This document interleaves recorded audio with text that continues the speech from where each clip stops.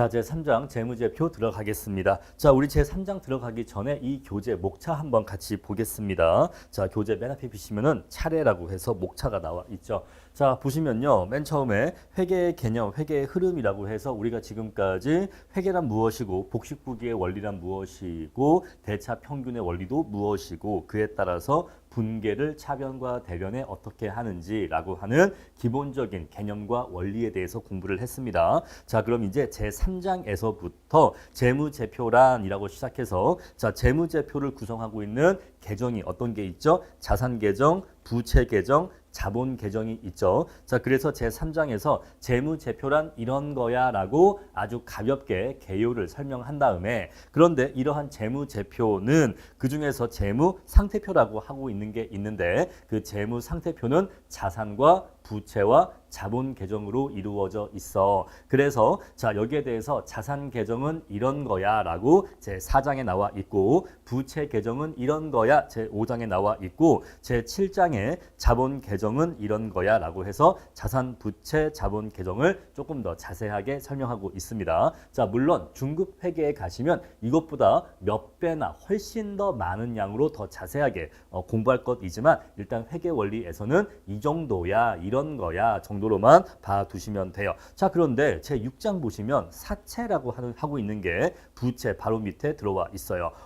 이 사채는 자산, 부채, 자본이 아닌데 왜 여기 나와 있을까? 자, 사채라고 하는 건 회사가 돈을 빌리는 것을 사채 발행이라고 하는데 자, 이 사채는 부채 계정이에요. 그런데 부채 계정 내에서 이 사채라고 하는 게 굉장히 중요한 내용이기 때문에 이 사채는 별도로 장을 빼서 제6장에서 설명하고 있는 것입니다. 아시겠죠? 자, 이 부채 내에서 설명하기에는 특별히 중요한 내용이기 때문에 별도로 뺀 거다 정도로 보시면 될 것이고 이 사채가 중급 회계에 가시면 여러분들을 엄청 골치 아프게 할 거라는 것입니다. 자, 이렇게 해서 우리가 자산, 부채, 자본 계정을 봤고 자, 두 번째 중요한 보고서가 뭐였냐면은 포괄손익계산서였었습니다. 자, 그 포괄손익계산서는 수익과 비용 계정으로 이루어져 있죠. 그래서 제8장에서 수익 계정은 이런 거야. 그리고 제9장에서 비용 계정은 이런 거야. 라고 내용을 이제 하나씩 더 자세히 살펴보는 거죠. 자, 따라서 우리는 재무제표 중에서 재무상태표와 포괄손익계산서가 중요한 내용이라는 것을 아실 수 있을 겁니다. 자, 그런 다음에 이제 마지막 제10장 결산에서 이렇게 해서 회계 장부는 마감이 된다라는 내용 공부하시게 될 거예요. 자, 이렇게 해서 이 교재가 참 좋은 게 뭐냐면 회계학을 맨 처음에 공부 시작할 때 각각의 자산 계정, 부채 계정, 자본 계정, 수익 계정, 비용 계정을 처음에 제대로 공부하는 게 좋은데 그거 위주로 교재가 짜져 있어서 참 좋다라고 생각을 합니다. 자, 그래서 시중에 회계원리 교재 보시면은 이게 그러니까 너무 이제 뭐랄까 그 회계사 세무사 쪽에서 이제 그 회계학 교재가 많잖아요. 근데 그쪽은 물론 회계학을 깊게 공부해야 되는 시험이기 때문에 그렇게 책을 쓴 것도 있겠지만 근데 그렇게 회계 원리를 마치 거의 중급 회계 수준으로 회계 원리 책을 써버리면 사실 우리 감정평가사 수험생들에겐 좀 오바예요. 그래서 우리 공인회계사 수험 시장에서 제공되고 있는 재무회계나 원가회계 강의를 감정평가사 수험생이 듣는다라고 한다면 거의 한 최소한 절반은 오바입니다. 최소한 절반은 오바예요. 그쪽 강의는 굉장히 양이 많고 또 게다가 그쪽은 주관식 시험을 염두에 둔 강의이기 때문에 순수하게 객관식만을 목적으로 하는 우리 시험과는 많이 달라요. 그래서 그분들의 강의는 굉장히 좋은 강의고 굉장히 훌륭한 강의이지만 감정평가사 1차 시험 대비용으로는 굉장히 그 양과 깊이가 오바이기 때문에 수험의 효율성 측면에서는 올바르지 못하다, 효율적이지 못하다라고 말씀드릴 수 있습니다. 자, 그래서 이 교재가 박정화 회계사님의 교재가 우리 감정평가사 수험에 알맞게 딱 적절한 분량과 그리고 매우 쉽게 서술되어 있어서 여러분들이 공부하시기에 좋은 교재이다라는 거 다시 한번 말씀드릴게요. 자, 그럼 이제 제3장 들어가겠습니다. 자, 그리고 늘 거듭 말씀드립니다만 제가 뭐 회계학 전문 강사로 나가고자 해서 이 회계학 강의를 하게 된 건 아닙니다. 뭐 이제 미리 보기가 제3장 앞에 제3강까지 해서 세 번째 영상까지 미리 보기 됐고 이제 이 네 번째 영상부터는 우리 스터디 파이터 넷에만 제공되기 때문에 약간 개인적인 여담을 말씀드리자면 제가 이거 뭐 회계학 강의에서 제가 뭐 회계학 뭐 전문 강사로 나가겠습니까? 제가 이거 회계학 강의에서 제가 뭐 회계사, 세무사 쪽까지 나와서 회계학 강의 할 수 있겠습니까? 그럴 목표, 그럴 의도도 없고 그럴 생각도 없습니다. 그래서 사실 저희가 이제 스터디 파이터를 낸 이후에 뭐 민법이나 감감법까지는 선생님을 불러서 이제 초빙을 해서 과목을 채웠지만 회계학만큼은 채우지 못하고 있었는데 회계학 강의를 채우지 못하는 이유는 여러 가지가 사실 있어요. 첫 번째는 제가 원하는 강사님을 모시고 싶은데 그런 분들은 바쁘세요. 그러니까 회계학이라는 게 워낙 또 중요한 과목이잖아요. 1차에서는 중요한 과목인데 아무나 모실 수 없지 않습니까? 아무나 모실 수 없기 때문에 저는 그래도 좋은 분을 모시고 싶었는데 좋은 선생님들은 바쁘시더라. 그리고 감정평가사 시장에 관심도 없으시더라. 그래서 뭐 여러 가지 이유가 있어서 영입을 못했고 그런데 이렇게 회계학을 계속 빈자리로 두고 있으니까 수험생 분들이 불편하시잖아요. 우리 스터디 파이터에서 공부하시는 분들은 스터디 파이터 내에서 다 모든 과목을 해결하고 싶어 하시는 분들이 많은데 회계학이 없다 보니까 굉장히 불편함을 많이 느끼시길래 그럼 그냥 우리 감정평가사 수험 목적 1차에서 40에서 60점 사이 정도 점수 맞는 거는 제가 뭐 회계학 전문 강사가 아니라고 해도 그 정도는 뭐 도움 드릴 수 있지 않을까라고 해서 강의 올리는 겁니다. 자, 따라서 저의 회계학 강의를 수강할지 말지는 수험생 여러분 본인께서 얼마든지 자유의사로 판단하시면 됩니다. 아시겠죠? 절대로 뭐 제 강의가 최고다 이런 말씀 절대 드리지 않고요. 그리고 제가 박종화 회계사님 교재로 강의하기 때문에 박종화 회계사님 본인의 강의를 수강하셔도 되는 겁니다. 그렇게 하셔도 되고 아니면 뭐 다른 좋은 강사님이 계시면 다른 좋은 강사님 여러분들 뭐 개인의 취향, 뭐 개인의 강의 스타일 이런 거에 맞는 분 강의 수강하시면 됩니다. 자, 그래서 저는 제 강의가 필요하신 분만 수강하시면 되겠다라는 말씀 드리면서 제 3장 들어가겠습니다. 자, 하지만 이 말씀 한마디만 더 드릴게요. 어쨌거나 제 강의를 수강하셔서 감정평가사 1차를 시험 보실 분들이 계시기 때문에 그분들을 위해서는 그분들이 회계학에서 60점이 나올 수 있도록 저도 양질의 강의를 준비할 거고 최선의 노력을 다 할 겁니다. 그래서 절대로 뭐 허접한 강의를 올리지는 않겠다. 제 딴에는 노력해서 최대한 좋은 강의를 올려서 제 수강생들이 감정평가사 1차 60점 맞고 회계학 60점 맞고 빨리 2차로 넘어갈 수 있도록 하겠다라는 정도의 개인적인 목표는 말씀드리겠습니다. 자, 재무제표라고 하는 것은 여러 가지로 이루어져 있죠. 그 중에서 가장 중요한 것은 재무상태표와 포괄손익계산서라고 말씀드렸고 재무상태표는 일정 시점에서의 재무상태를 보여주는 보고서이고 포괄손익계산서는 일정 기간 동안의 경영성과를 보여주는 보고서다라고 하는 것은 이미 앞에서 말씀드렸습니다. 자, 먼저 재무상태표부터 얘기할게요. 자, 재무상태표는 일정 시점에 모든 회사의 자산, 부채, 자본을 보여주는 보고서이다라고 개념 정의되어 있고 이미 우리 알고 있는 내용이니까 내용 읽어보시면 되겠습니다. 자, 재무상태표는 기업이 자본을 어떻게 조달했고 부채가 얼마, 자본이 얼마 이 돈을 어떻게 조달해서 어떻게 사용하고 있는지 자산 항목으로 보여주고 있다라는 것 역시 이미 앞에서 다 말씀을 드린 내용입니다. 자, 재무상태표 작성 기준이라고 해서 구분 표시, 총액조의 1년 기준, 잉여금 구분의 원칙 나와 있는데 여기 내용들 하나씩 살펴보도록 하겠습니다. 자, 먼저 구분 표시 원칙인데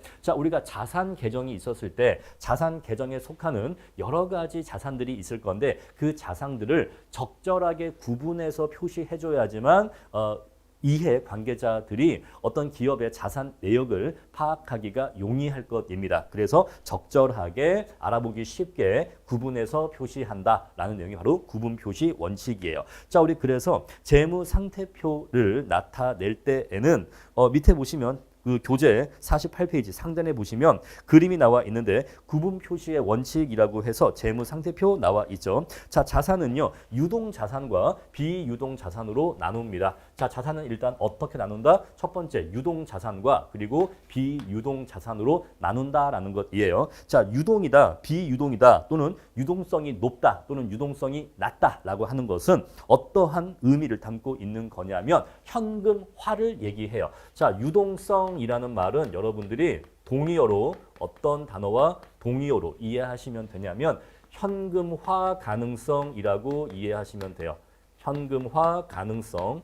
자, 그래서 현금화하는 것이 매우 쉽다. 매우 빠르게 그리고 별도의 큰 비용을 지불하지 않고 현금으로 매우 쉽게 바꿀 수 있다라고 한다면 그러한 자산은 유동성이 높은 자산이에요. 단순하죠. 유동성이라고 하는 것은 얼마나 현금화를 쉽고 빠르게 할 수 있느냐를 유동성이라고 하는 겁니다. 자, 우리 그러면은 현금이라는 게 있어요. 현금. 여러분, 현금 그 자체가 바로 현금이야. 그죠? 현금은 별도로 현금화할 필요가 없습니다. 내 주머니에 있는 5만 원짜리는요. 그냥 이거 자체가 현금이야. 따라서 현금은 유동성 100%라고 얘기할 수가 있겠죠. 현금은 그 자체가 유동성이기 때문에 가장 유동성이 높은 자산이라고 얘기할 수가 있습니다. 아시겠죠? 자, 다음에 또 뭐가 있냐면 은행 예금이 있어요. 예금. 여러분, 예금은요. 현금화하는 게 쉽습니까? 네, 쉽죠.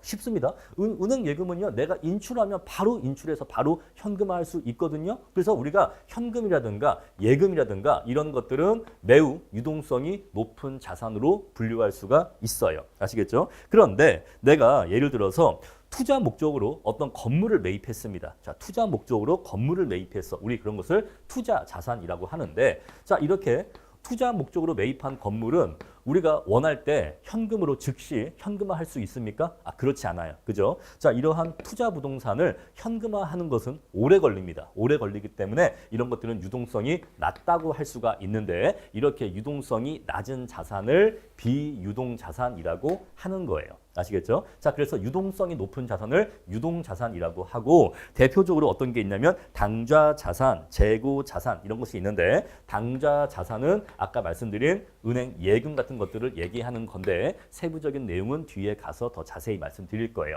자, 여러분들이 회계 원리를 공부하실 때에는 제가 이미 앞에서도 한번 언급한 적이 있는데 어떤 용어가 나왔을 때 또는 어떤 개념이 나왔을 때 그냥 그런가 봐 하고 넘어가셔야 돼요. 아시겠죠? 그런가 봐 하고 넘어가셔야지 그래야 회계 원리를 쭉쭉 나갈 수가 있고 전체적으로 빠르게 볼 수가 있고 어렵지 않을 수가 있습니다. 자, 어차피 뒤에 가면 당좌 자산이 무엇인지 자세하게 공부를 하게 돼요. 어차피 뒤에 또 나옵니다. 그런데 제가 지금 여기에서 강의를 멈추고 당좌 자산이 뭔지를 자세하게 설명해 버리면은 너무 지역적인 부분으로 빠지게 되고 강의 진도가 나가지를 못해요. 아시겠죠? 자, 그래서 회계 원리 공부하실 때는 그런 게 있나 봐 하고 그냥 넘어가시면 돼요. 아시겠죠? 자, 그래서 당좌 자산, 재고 자산 이런 것들은 현금화를 빠르게 할 수 있다, 용이하게 할 수 있다라는 의미에서 유동 자산이라고 합니다. 자, 우리 회계학에서는요. 유동성이 높다 낮다의 구별 기준이 원칙적으로 1년 기준이에요. 원칙적으로 1년 기준입니다. 자, 그래서 1년 이내에 현금화가 가능하면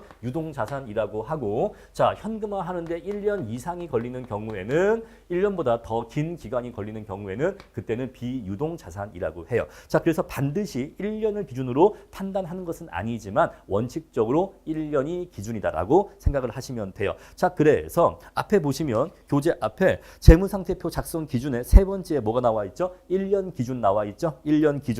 자산과 부채는 결산일 현재 1년 또는 영업주기를 기준으로 구분 표시된다인데 여기서의 1년이에요. 그래서 자, 1년 이내에 현금화가 되는 경우에는 우리 그것을 유동자산으로 분류한다라고 나와 있죠. 자, 교과서 48페이지에 동그라미 3번 1년 기준에서 세 번째 줄 오시면요. 즉 자산 중에서 1년 내에 현금화되는 것에 한해 유동자산으로 분류한다라고 나와 있죠. 자, 그렇지 않은 것은 비유동자산으로 분류하여야 한다라고 되어 있고 자, 부채도 마찬가지예요. 옆에 보시면 부채도 유동부채가 있고 비유동부채가 있는데 1년 내에 갚아야 하는 부채를 유동부채라고 합니다. 아시겠죠? 내가 1년 내에 갚아야 하는 부채를 유동부채라고 하고 자, 그것보다 더 갚아야 하는 기간이 1년보다 더 길었을 때 우리 그것을 비유동부채라고 합니다. 따라서 우리 회계학에서는 유동이냐 비유동이냐를 구분할 때는 일단 첫 번째 원칙적으로 1년을 기준한다라는 것이에요. 원칙적으로 1년을 기준한다.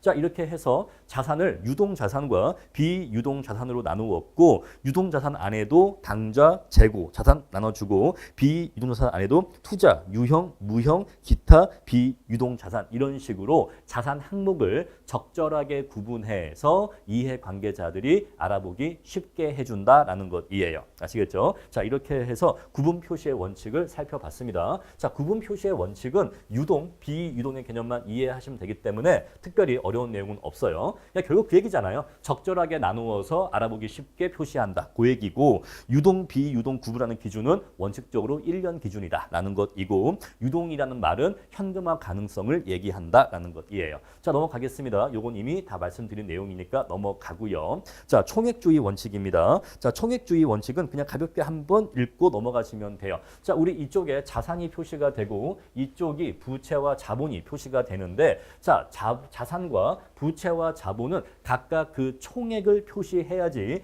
이 둘을 서로 상쇄시켜서 순액으로 표시하면 안 된다라는 것이에요. 자, 왜 상쇄시켜서 순액으로 표시하면 안 되냐면 그래 버리면 대체 어떠한 일이 있어서 지금의 이 금액만 남게 되었는지 그 과거 내역을 알 수가 없어요. 그래서 정보를 더 충실하게 전달하기 위해서 원래 얼마였는데 이게 이렇게 줄어서 지금은 얼마가 되었다. 이렇게 표시를 하기 위해서 총액으로 표시한다. 그런 얘기입니다. 자, 가볍게 한번 읽어보시고 넘어가시면 돼요. 중요한 내용 아닙니다. 다음에 1년 기준이라는 거. 자, 요건 이미 말씀드렸죠. 자, 1년 기준이란 구분 표시 원칙의 보조적인 기준으로서 유동 자산, 유동 부채로 구분할까 말까 할 때 그 판단 기준을 1년을 기준한다는 것이다라는 것 이미 말씀드렸고 자, 그런데 1년 기준만 있는 게 아니라 정상적인 영업주기라고 하는 것도 두 번째 판단 기준입니다. 자, 정상적인 영업주기라고 하는 것은 무엇이냐면 이 밑에 개념이 정의되어 있어요. 자, 제조업의 경우에는 제조 과정에 투입될 재화나 용역을 취득한 시점부터 제품의 판매로 인한 현금의 회수 완료 시점까지 소요되는 기간을 영업주기라고 하는 겁니다. 자, 쉽게 얘기하면 내가 빵 공장이에요. 내가 빵 회사다라고 한다면은 내가 밀가루와 버터와 계란을 사왔죠. 자, 사와서 이것들로 빵을 만듭니다. 빵을 만들고 빵을 팔죠. 그럼 빵을 판 다음에 빵 판매에 대한 판매 대금을 회수하기까지의 기간이 있을 건데 이 기간을 영업주기라 한다 이 얘기예요. 아시겠죠? 자, 영업주기라고 하는 것은 재료를 사와서 빵을 만들어 팔고 빵 판매한 대금을 회수하고 그 빵 판 돈을 받고까지의 이 기간을 영업주기라 한다 이 얘기예요. 아시겠죠? 자, 그래서 이 영업주기 내에 현금화가 되는 매출 채권이나 재고 자산, 매입 채무 이런 것들은 1년이라는 기간을 적용하지 않고 얘네들은 이 영업주기 이내에 현금화가 될 수 있으면 이것들은 매출 채권, 재고 자산, 매입 채무 이런 것들은 유동 자산에 포함시킨다 이 얘기예요. 이것들은 유동 자산에 포함시키고 자, 그리고 매입 채무 등의 영업 관련 부채도 역시 유동부채, 이것도 역시 유동부채로 분류한다 이 얘기예요. 아시겠죠? 자, 그래서 원칙적으로 유동이냐 비유동이냐의 구별 기준은 1년이 원칙적인 기준인데 자, 그런데 정상적인 영업주기 안에 현금화가 되는 자산이 있다면 그러한 자산은 유동자산으로 분류를 하고 그리고 정상적인 영업주기 이내에 갚아야 하는 부채라면 우리 그러한 부채는 유동부채로 분류한다 이 얘기예요. 아시겠죠? 자, 그래서 이 영업주기에 대한 내용은 중급 회계에 가서 더 자세히 공부할 거니까 일단은 유동, 비유동의 구별 기준은 1년 기준이다라는 것만 기억을 해 두시면 됩니다. 아시겠죠? 자, 일단은 1년 기준이라는 것만 정확하게 기억해 주시고 이 영업주기라는 개념은 중급 회계에 가서 더 자세히 말씀을 드릴게요. 일단 그런 게 있나 보다 하고 넘어가시면 됩니다. 자, 다음에 잉여금 구분의 원칙인데 우리 저 앞에 다시 돌아가시면은 여기 자본이라는 계정 안에 자, 자본이라고 하는 것은 이렇게 여러 가지 계정들이 이 자본 계정을 이루고 있잖아요. 자, 그랬을 때 이 자본 잉여금과 이익 잉여금을 구분해서 표시하는 게 원칙이다 이 얘기예요. 자, 이게 뭔 소리냐면 자, 우리가 감정평가 법인을 냈다라고 해봅시다. 그래서 우리가 감정평가업을 열심히 했어. 우리가 막 어디 막 재개발 재건축도 큰 걸 땄어. 큰 걸 따서 막 수수료가 막 4억 5억 막 들어왔어. 그래서 우리가 일을 잘해서 돈을 많이 벌어서 이익이 많이 났어. 그러면 그렇게 이익이 난 것은 어디에 쌓인다? 이익 잉여금에 쌓이게 됩니다. 요 잉여금은요 누계액이란 뜻이에요. 누계액. 잉여금이란 말은 누계액이란 뜻인데 이 말은 쌓인 돈이란 뜻입니다. 쌓인 돈.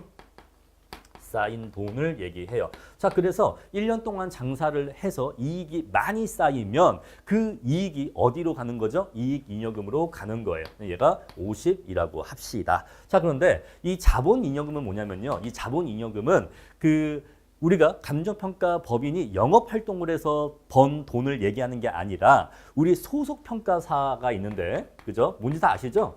소속 평가사는 이제 월급쟁이 평가사예요. 근데 이제 이 사람이 이제 출자를 하게 되면 이제 주주 평가사가 되는 거죠.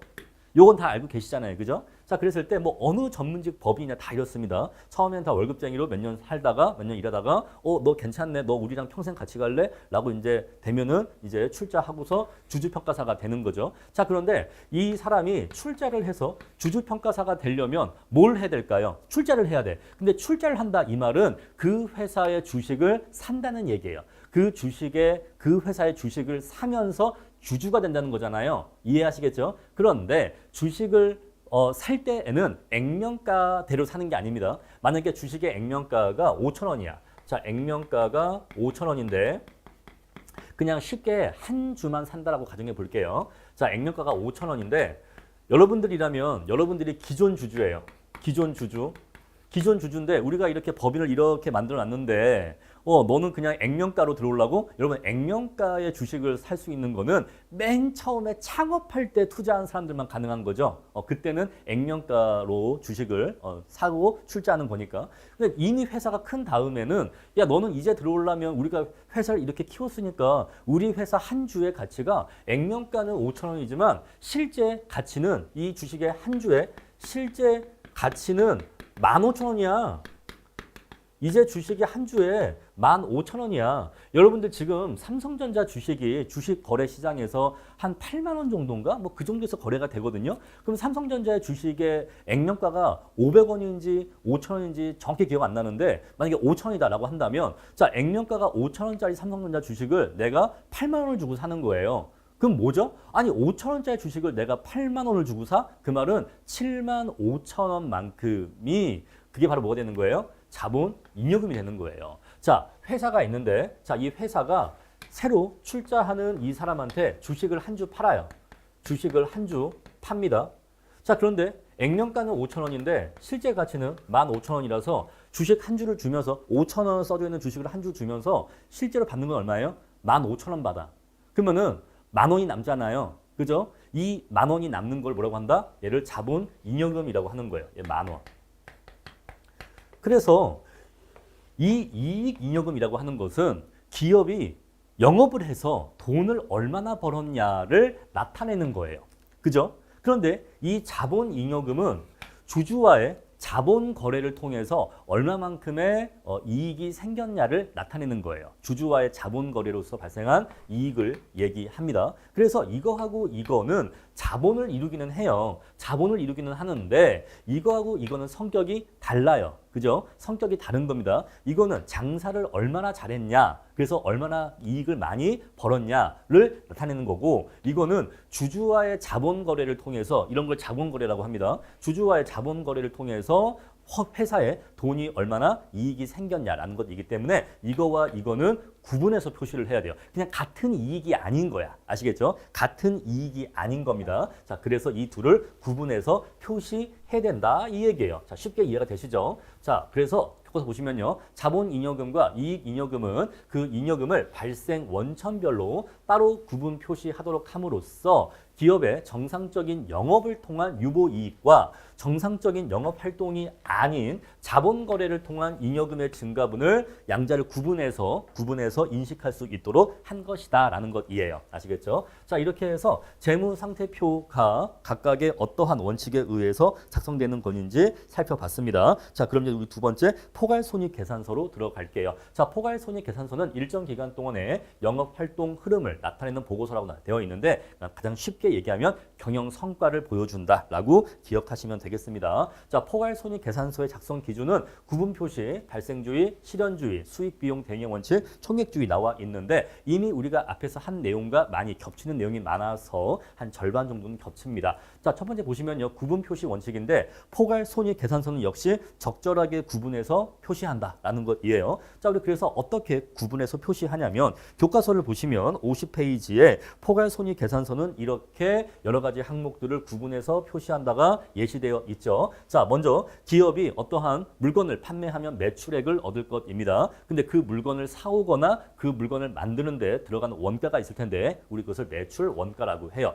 자, 매출액에서 매출 원가를 빼면 매출 총이익이라고 하는 것을 얻을 수가 있고요. 자, 이러한 매출을 일으키기 위해서 여러 가지 어떤 사무실이라든가 매장의 임차료도 나갈 것이고 종업원 인건비도 나갈 거고 광고 선전비도 나갈 겁니다. 뭐 수도세, 전기세도 나갔겠죠. 그러한 비용들을 판매 및 관리비라고 하는데 자, 이런 판매비와 관리비를 빼고 나면 우리가 익숙하게 알고 있는 영업이익이라고 하는 것이 구해집니다. 자, 영업이익 굉장히 중요한 거예요. 자, 이 영업이익을 여기까지 구하잖아요. 여기까지 영업이익을 구하는 것이 2차 실무에서 우리 평가사 2차 실무에서 잉여 현금 흐름이라고 하는 FCFF를 구할 때 이 포괄손익계산서의 여기까지가 매우 중요하게 사용됩니다. 자, 우리 이거를 이용해서 FCFF를 구할 건데 FCFF가 뭐냐면 기업 잉여 현금 흐름이라고 해서 우리가 기업 가치를 구할 때 필요한 현금 흐름이에요. 그래서 자, 우리 요 내용은 2차 실무에서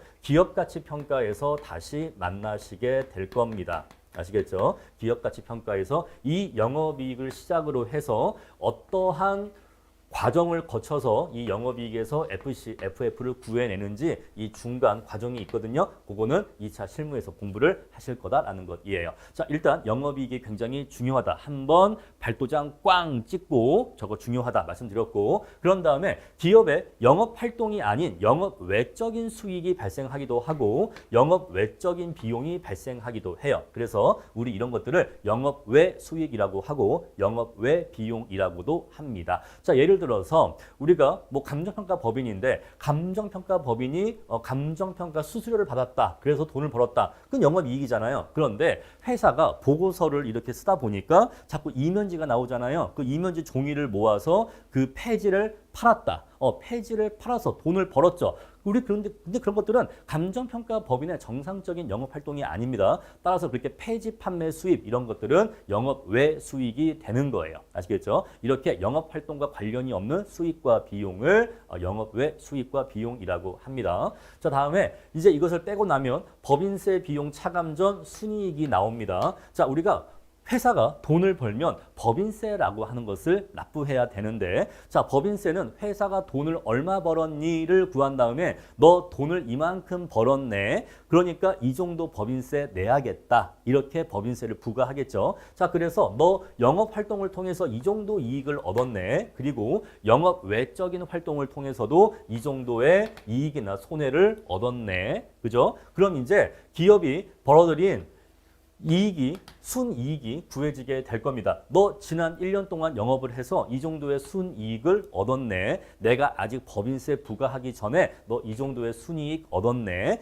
나는 여기다가 이만큼의 법인세를 부과할 거야 라고 해서 법인세를 부과하겠죠. 그럼 이제 법인세를 납부하고 나면 당기 순이익이라고 하는 것이 구해집니다. 자, 이 당기 순이익은 세후 개념이겠죠. 왜? 법인세를 납부하고 난 다음이기 때문에 당기 순이익은 법인세까지 납부하고 난 순이익이다 라고 이해하시면 되겠습니다. 자, 이러한 당기 순이익은 굉장히 중요한 내용인데 여기다가 이제 기타 포괄 이익이라고 하는 것을 더해 주거나 빼줘요. 근데 이 기타 포괄 이익이 뭐냐? 요거는 미실현된 수익인데 요거는 뒤에 가서 자세히 중급회계에서 공부를 할 겁니다. 요거는 미실현된 수익이라고 이해하시면 돼요. 미실현된 어딨어? 미실현 수익이다. 라고 이해하시면 되는데 이게 어떤 게 있냐면 이런 거예요. 자, 내가 회사가 토지를 갖고 있는데 이 토지가 원래 내가 10억 주고 산 토지입니다. 그런데 이게 1년 동안 땅값이 올라서 요새는 시세가 한 12억 정도 한다라고 쳐보세요. 자, 쳐볼게요.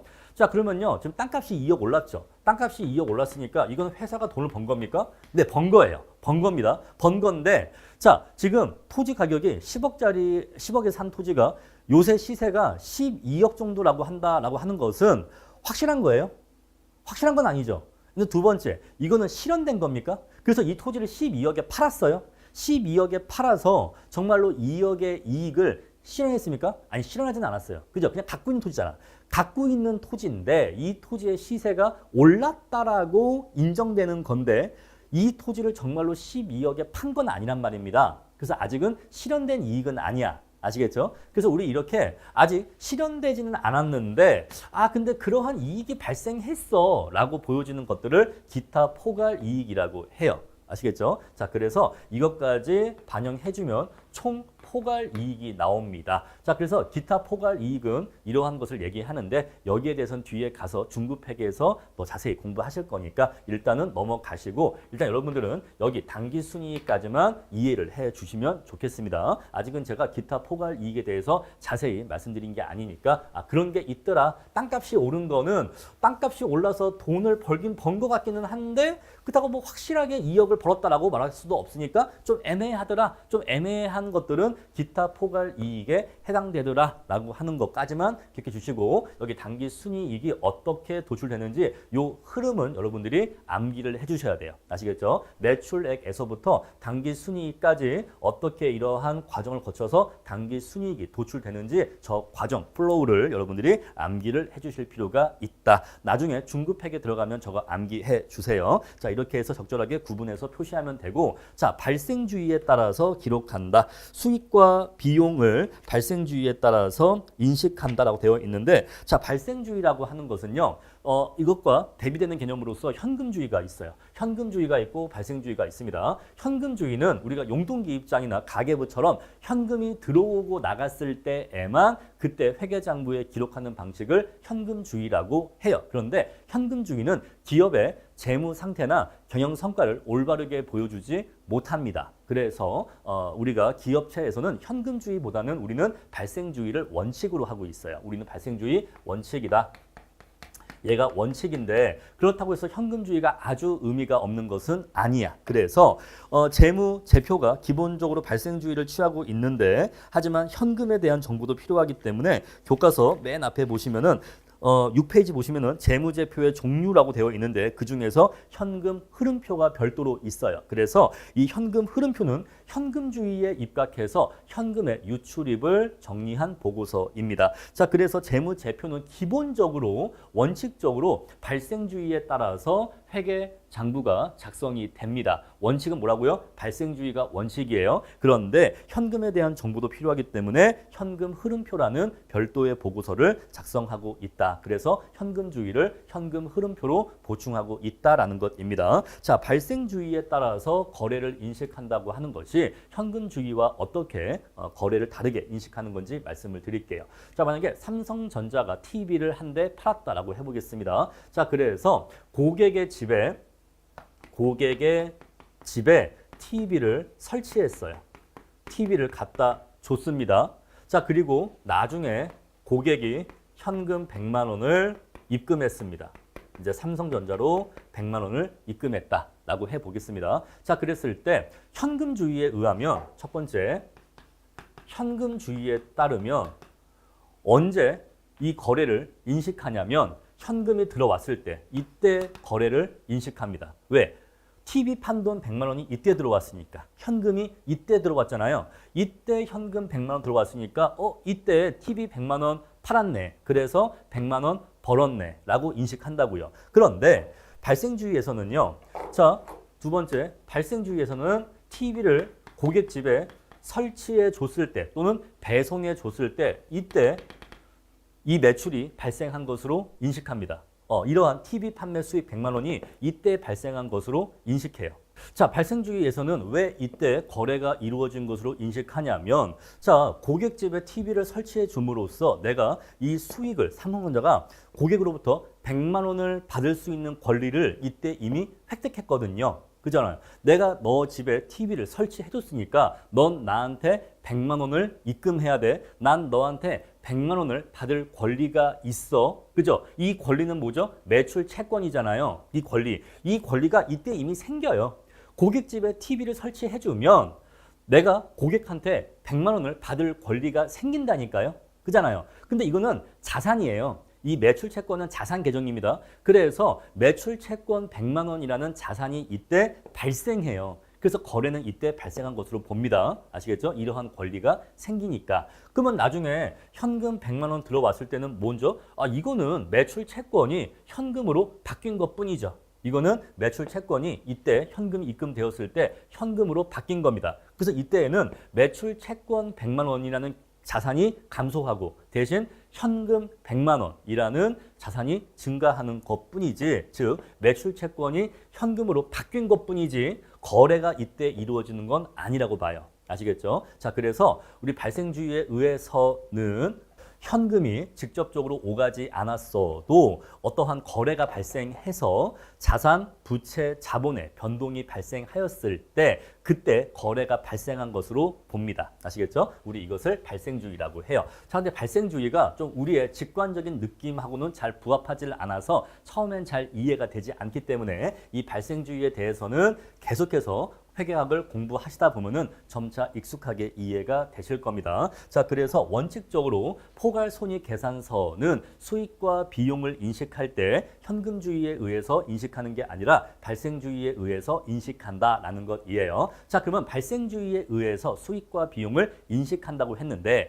이제 수익과 비용을 각자 따로 떼어서 하나씩 봅시다. 자, 수익은 어떻게 인식하느냐? 수익은 실현주의에 의해서 인식을 합니다. 선생님, 이게 말이 앞뒤가 안 맞는 것 같습니다. 방금 분명히 앞에서는 수익과 비용을 발생주의에 의해서 인식한다고 했잖아요.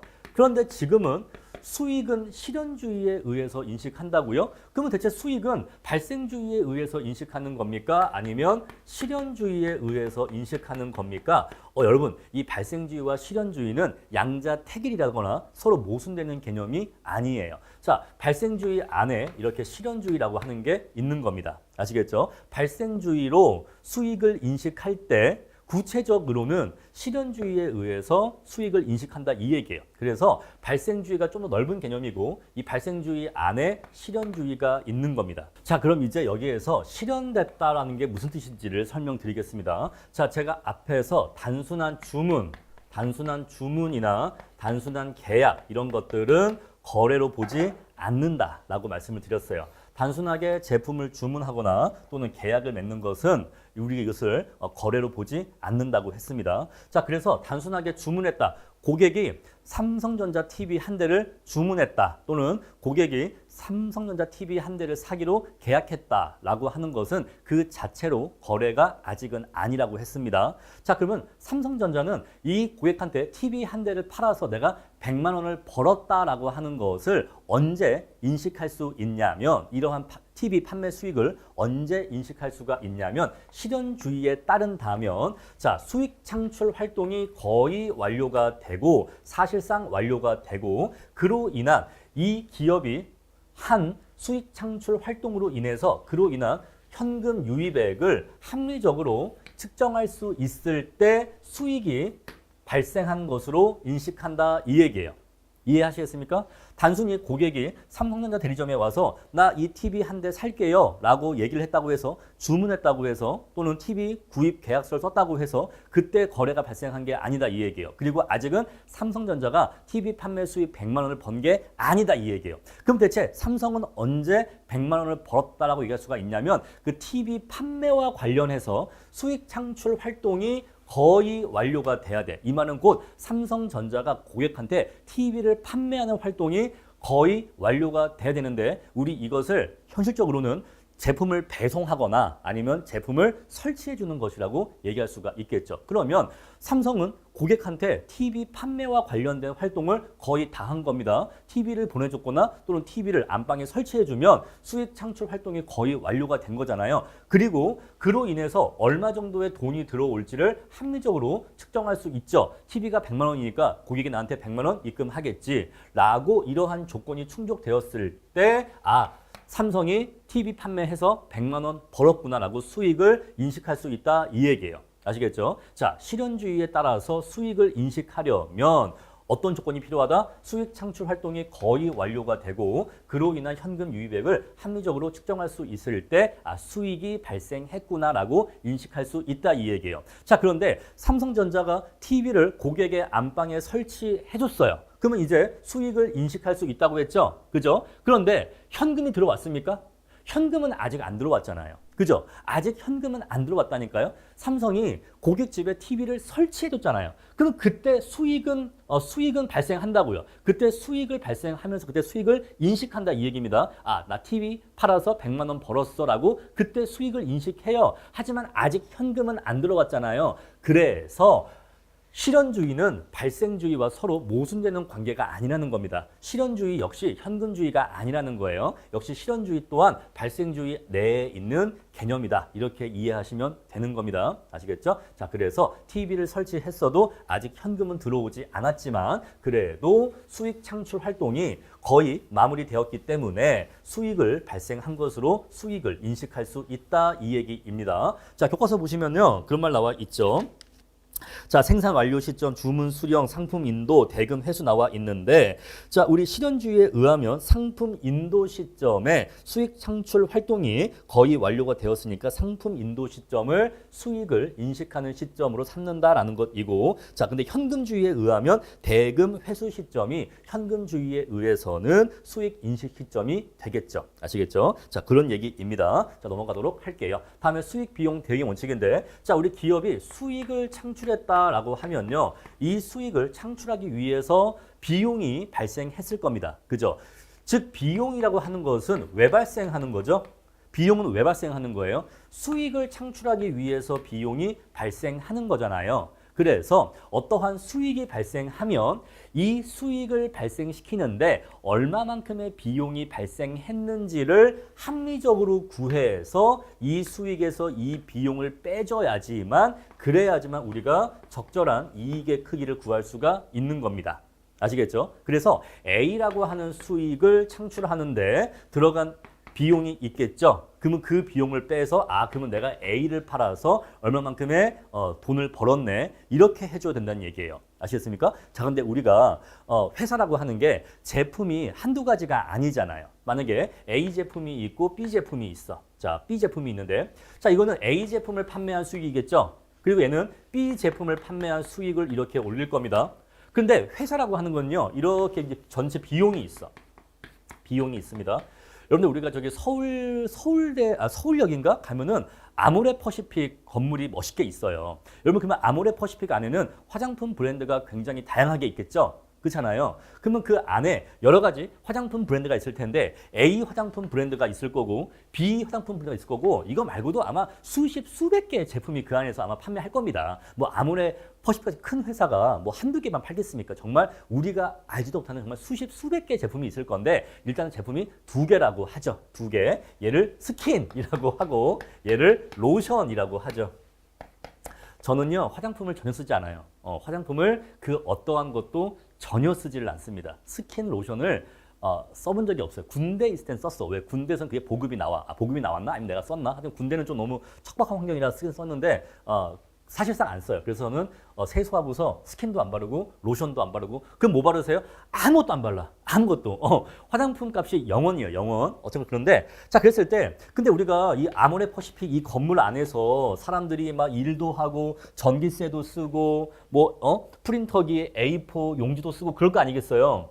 그 비용들이 발생할 거잖아요. 근데 이 비용을 A 제품에도 배분해야 되고 B 제품에도 배분해야 되거든요. 그잖아요. 그래서 여기서 발생한 비용을 적절하게 이렇게 A 제품의 비용과 B 제품의 비용으로 이렇게 배분을 해줘야 됩니다. 그래서 우리 그러한 것을 뒤에 가서 공부를 하실 거예요. 우리 그것을 수익 비용 대응의 원칙이라고 합니다. 자, 그래서 사실은 B 제품을 만드는 비용인데 그 B 제품의 비용이 이쪽으로 들어가면 안 될 거 아니겠어요? 그래서 수익 비용 대응의 원칙이라고 하는 것은 어떤 수익을 얻었으면 그 수익을 창출하기 위해 발생한 비용을 대응시켜야 된다 이 얘기예요. 다른 제품을 판매하는데 들어간 비용을 여기다가 잘못 대응시키면 안 된다는 겁니다. 아시겠죠? 잘못 대응시키면 안 된다. 그런 얘기입니다. 자, 그 정도 개념으로 이해하시면 되고 자, 모든 건 다 중급회계에 가서 자세하게 공부를 하실 거예요.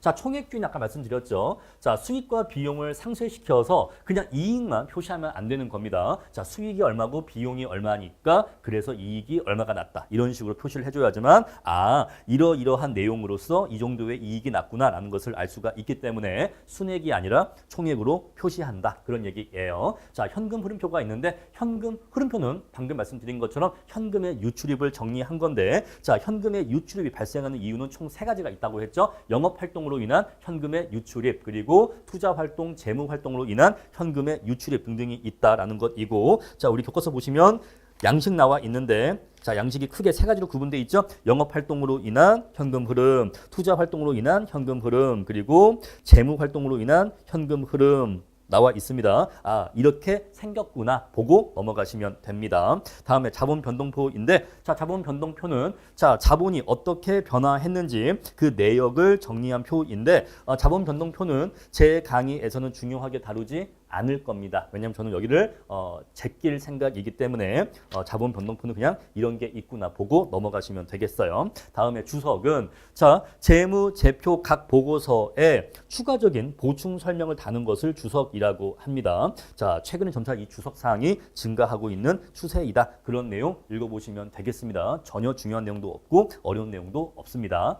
자, 제3장 연습 문제 같이 풀어보겠습니다. 자, 1번. 자, 재무제표 구성 항목에 포함되지 않는 것. 자, 우리 이익, 잉여금, 처분 계산서 이런 거 본 적 없죠? 정답은 4번이고요. 자, 2번. 회사는 이러이러하다. 다음 중 올바르지 않은 것 물어봤습니다. 자, 재무상태표 일정 시점, 포괄손익 계산서 일정 기간 맞네요. 일정 시점에 자산부채 자본의 상태 보여준다 맞고요. 일정 기간에 경영성과 보여준다? 맞지요. 현금 흐름표 일정 기간 동안의 기업의 발생주의에 기반한 아니죠. 현금 흐름표는 현금주의라고 했습니다. 그래서 3번 틀렸고요. 4번 주석은 이러한 거다. 맞습니다. 자, 3번입니다. 다음 중 재무상태표에 대한 설명 중 가장 옳지 않은 것 물어봤는데 자, 차변과 대변의 합계는 항상 일치한다. 대차평균의 원리라고 했죠. 재무상태표는 회사의 자산, 이에 대한 채권자의 목, 주주의 몫을 구분해서 표시한다. 자산, 부채, 자본의 크기를 구분해서 표시한다. 맞는 표현이죠. 자, 재무상태표는 자산은 부채와 자본의 합계와 항상 일치하고요. 동일 거래처에 채권과 채무가 있는 경우에는